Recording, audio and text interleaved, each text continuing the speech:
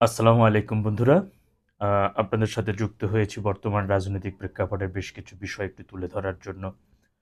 আমি এর আগে একটা ভিডিওতে কিন্তু বলেছিলাম যে আগামী মার্চ মাস পর্যন্ত সর্বোচ্চ হলে এই সরকার থাকতে পারবে। তার কিছু নমুনা ইতিমধ্যে আপনারা বিভিন্ন জায়গায় দেখতে পাচ্ছেন। আ দেখতে পাচ্ছেন যে বিভিন্ন জায়গায় খুন-খারাবি, রাহাজানি দিনে দুপুরে মানুষকে হত্যা করা হচ্ছে। প্রশাসনের মেরুদণ্ড সেই মেরুদণ্ড নেই বললেই চলে। কোথাও গ্রেপ্তার হচ্ছে না, কাউকে বিচারের আওতায় আনা হচ্ছে না।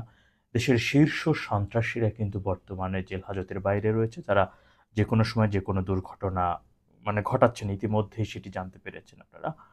যে কাটা মাসুদ, আ রাইফেল বাবু বা কি ইত্যাদি, ইত্যাদি অনেক নাম আছে যে মিরপুরে কিছুদিন আগে আজকে মিরপুর জানতে পারলাম যে মিরপুর থানায় একটি ঘটনায় তারা পুলিশ সেটি তার সংশ্লিষ্টতা পেয়েছে সে শীর্ষ সন্ত্রাসীর।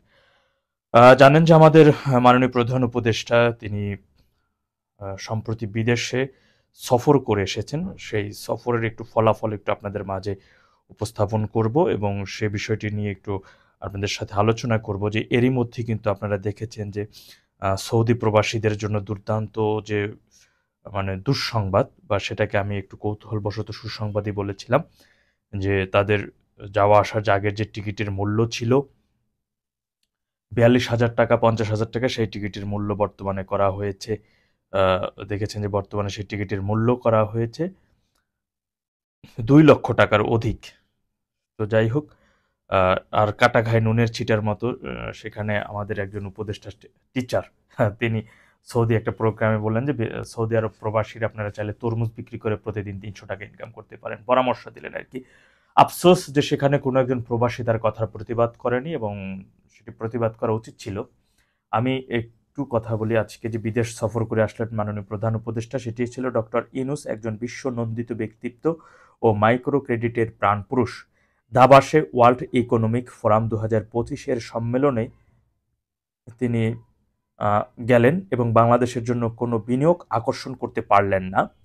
তিনি শুধু জুলাই অভ্যুত্থানের গ্রাফিতি প্রদর্শন করলেন, ৪৭টি মিটিং করলেন, অথচ ভারত তার দেশের জন্য $২৩১ বিলিয়ন, যা ২০ লক্ষ কোটি টাকা বিনিয়োগ নিয়ে এলেন, যা প্রায় বাংলাদেশের জিডিপির সমান। ২০১৩-২৪ এর হিসেবে বাংলাদেশের জিডিপির আকৃতি প্রায় $৩০০ বিলিয়ন। মজার বিষয় হচ্ছে ভারত থেকে কোনো কেন্দ্রীয় নেতা বা সরকারের হাই প্রোফাইলের কোনো ব্যক্তি, বিশ্ব ব্যক্তিরা কোথাও সেই সফরে যায়নি। ৩ প্রদেশ থেকে ৩ জন প্রাদেশিক নেতা গিয়েছিলেন। বিষয়টিতে অবাক হলাম। আপাতত বিনিয়োগের ক্ষেত্রে আমাদের জন্য কোনো সুখবর নেই। এখন কথা হচ্ছে এই যে মাননীয় প্রধান উপদেষ্টা সুইজারল্যান্ডে ৪৭টা মিটিং করছে। আপনারা দেখেছেন যে গতকালকের একটা নিউজ হয়তো আপনারা চোখে পড়েছে যে সুইজারল্যান্ড ইতিমধ্যে বাংলাদেশে কোনো প্রকার সকল প্রকার উন্নয়নমূলক কাজগুলো তারা বন্ধ করে দিয়েছে, স্থগিত করেছে। অর্থাৎ এই উপদেষ্টা সরকার যে ধীরে ধীরে বিদেশের কাছে অগ্রহণযোগ্যতার প্রমাণ দিচ্ছে, অগ্রহণযোগ্যতা বাড়তেছে। দেশের মধ্যে জনগণের যে আশা প্রত্যাশা ছিল, সাধারণ মানুষের কিন্তু ভরপুর একটা সমর্থন নিয়ে কিন্তু এই ইউনূস সরকার এসেছিল। ধীরে ধীরে সেই সরকার এখন মানুষের মন থেকে যে ১ মাস যেতে না যেতে দেখেছেন যে অসংখ্য মানুষ বলা বলে শুরু করেছিল যে আগেই ভালো ছিলাম। আর এখন মানুষজন বলা শুরু করেছে যে নির্বাচন কবে হবে? আগে ভালো ছিলাম। এই কোন ভুল করলাম?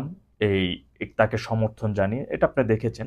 আর ইতিমধ্যে আমি আজকের এই ভিডিওর মারফতে আরেকটি কথা আমি আপনাদের উদ্দেশ্যে বলে দিতে চাই যে এই সরকার কর্তৃক সুষ্ঠু জাতীয় নির্বাচন সম্ভব না। এই সরকার কর্তৃক কোনোভাবেই যদি কেউ আস্থার সাথে বলে থাকেন, বিশ্বস্ততার সাথে বলে থাকেন, যে রাজনৈতিক দলেরই হন না কেন, যদি আপনি বলতে পারেন যে এই সরকার কর্তৃক কি নির্বাচন হবে, এই সরকার কর্তৃক নির্বাচন হলে সেই নির্বাচনটা সুষ্ঠু হবে, আমি হলফ করে বলছি ভাই, বিশ্বাস রাখুন এই সরকার দ্বারা সুষ্ঠু নির্বাচন সম্ভব না। কেননা আপনারা ইতিমধ্যে দেখেছেন এই সরকারের ছত্রছায়ায় আরেকটি রাজনৈতিক দল গঠন হতে যাচ্ছে। আর সেই রাজনৈতিক দলটি যাতে যেমন খুব সিম্পল ভাবে রেজিস্ট্রেশন পায় নির্বাচন কমিশন থেকে, এই কারণে তারা যে রাজনৈতিক দল রেজিস্ট্রেশন পেতে, নিবন্ধন পেতে যে নিয়ম কানুনগুলো আগে ছিল তারা সেটাকে সংস্কার করেছে। তারা সেটিকে ১০ ভাগে নিয়ে আসছে। অর্থাৎ ১২-১৩টা জেলার কমিটি হলেই এনাফ, সেই রাজনৈতিক দল কমিটি নিবন্ধন পাবে। আর এই সরকারের এত বড় অ্যাবিলিটি বা সেই তাদের সেই ক্ষমতা যে 64 জেলায় কমিটি দিয়ে সেই যে মানে মানুষদের আকৃষ্ট করবে, দলে ভিড়াবে, দলে নতুন সদস্য নিয়ে দল ভারী করবে, সে ক্ষমতা তাদের নেই। তারা যে একটি রাজনৈতিক দল গঠন করতে যাচ্ছে, খবরে দেখেছেন, বাংলাদেশ প্রতিদিনের খবর আপনারা দেখেছেন যে 2 উপদেষ্টা পদত্যাগ করতে যাচ্ছেন, তারা এখন দলের সময় দিবেন। অর্থাৎ যে সরকারের নিজেরই একটা রাজনৈতিক দল আছে, তাদের দেখতে পাচ্ছেন যে তাদের কিন্তু তোষামত কোন রাজনৈতিক দলগুলো করতেছে, তাদের আশপাশ দিয়ে ঘিরতেছে, তারাই মূলত দেশব্যাপী এই অপকর্মগুলো করে যাচ্ছে। তো সেই সরকার কর্তৃক একটি সুষ্ঠু নির্বাচন কোনোভাবেই সম্ভব না। আমি হলফ করে বলছি যে এই সরকার কর্তৃক সুষ্ঠু নির্বাচন সম্ভব না।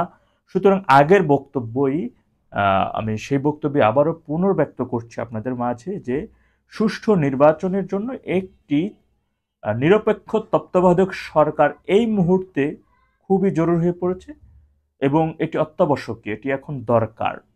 তা না হলে এই সরকার কর্তৃক যে নির্বাচন হবে সেটি শুধু জনগণের অর্থই খরচ হবে, সেটি শুধু জনগণের জানমাল অনিরাপত্তা যে এখন পর্যন্ত চলছে, দেখছেন যে প্রশাসনের মেরুদণ্ড বলতে কিছুই নেই। সুতরাং আমি শুধু এতটুকুই বলতে পারি যে যে কোনোভাবেই হোক না কেন এখন সাধারণ জনগণের সকলকে ঐক্যবদ্ধ হয়ে কিভাবে একটি মানে তত্ত্বাবধায়ক নির্দলীয় নিরপেক্ষ তত্ত্বাবধায়ক সরকারের প্রয়োজন, যে সরকারের অধীনে একটি সুষ্ঠু নির্বাচন হতে পারে। যারা ভোটের অধিকারের জন্য দীর্ঘদিন যাবৎ লড়াই করছেন তারা আশা করি এই লড়াইয়ে সম্পৃক্ত হবেন এবং ইনুস হটাও এখন এই স্লোগানটা ধীরে ধীরে আরো মুখরিত হবে।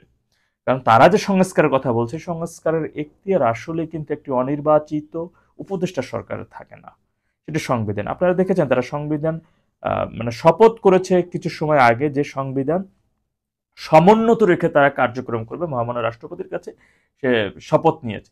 সেই 10 মিনিট যেতে না যেতেই বলে সংবিধান আমরা মানি না, এই 72-এর সংবিধান আমরা কবর দিয়ে দেব, এই 72-এর সংবিধান আমরা কোনোভাবে মানছি না, মানব না, সংবিধান থাকবে না, তার নতুন একটি সংবিধান করবে।